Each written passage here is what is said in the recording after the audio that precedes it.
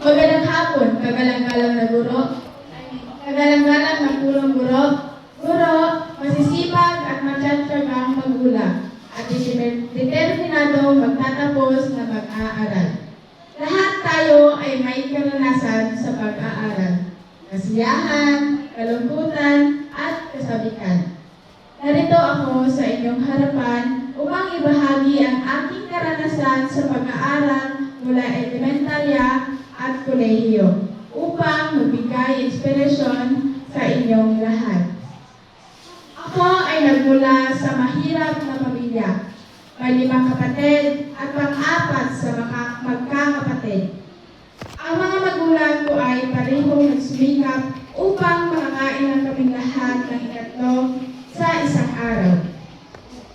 Noong ako'y nasa unang baitang, hindi ako tulad ng ibang bata na may nanay nagbabantay sa labas ng silid-aralan.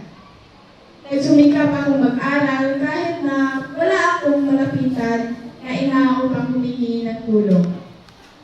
Pero sa halip, ako ay nakakuha ng pinakamataas na karangalan.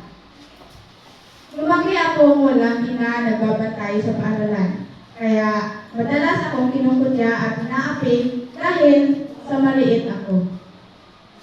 Naranasan ko rin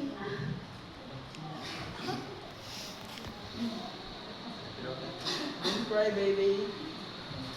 Isa aja sih. Mama ya? Oh my gosh, ano? Stop crying, baby. Naranasan ko rin pumasok na walang baon. Say.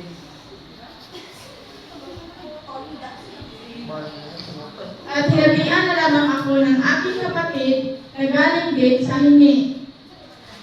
Naranasan ko rin magkunan ng pagkain o baon mula sa nangaapi sa akin.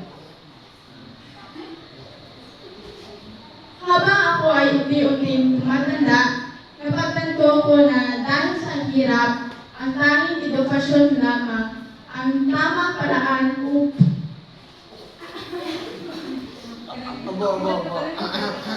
upang maiahon ko ang aking pamilya sa kahirapan. Kaya, mas nagsumikap ako mag-aral. Kahit na dumaan ang 2 taon ng pandemya, hindi ako tumigil kahit naghirap akong mag-aral. Noong pandemya, hindi ako nagbigay pansin sa pag-aaral. Ngunit, nagsumikap akong tumulong sa aking pamilya sa gastusin ng aming bahay o sa loob ng aming bahay. Pagbalik ng new normal, hindi ko pa rin natakasan ang pantutokso sa akin. At tanggap ko naman yun. Sa halip, ginawa ko nga itong inspirasyon. Dahil alam ko sa sarili ko na kahit maliit ako,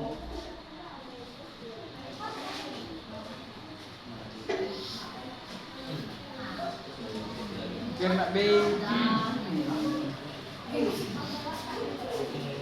Gilak mo.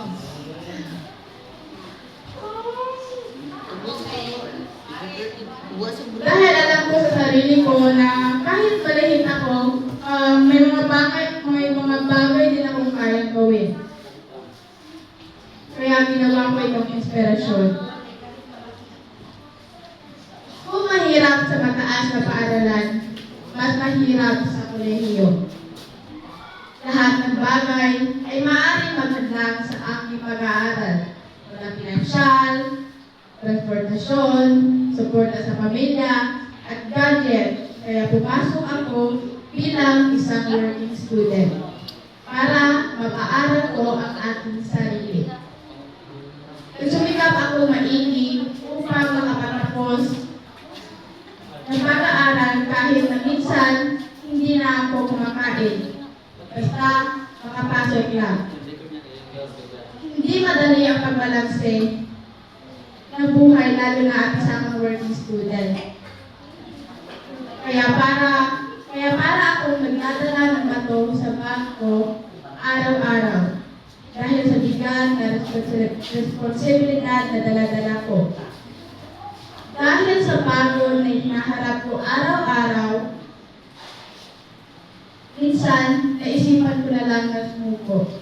Ngunit, lagi kong inaalala ang kalagayan ng aking pamilya. Kaya, wala akong magawa kundi magpatuloy na lang. At narito ako ngayon sa inyong harapan, isa ng professional na iahon ng pamilya sa kahirapan at hindi na umiiyak dahil sa inggit ng ibang tao. What? Emotional. Kaya na lang ga.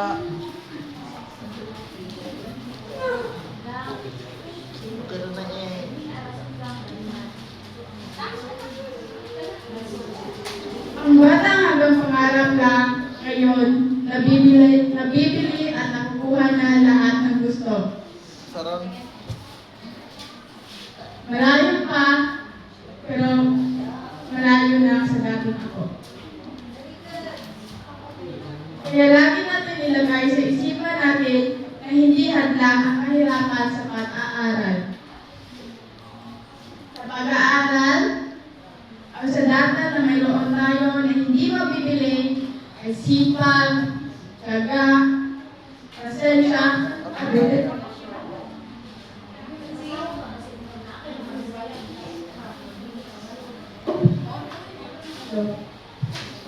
At determinasyon.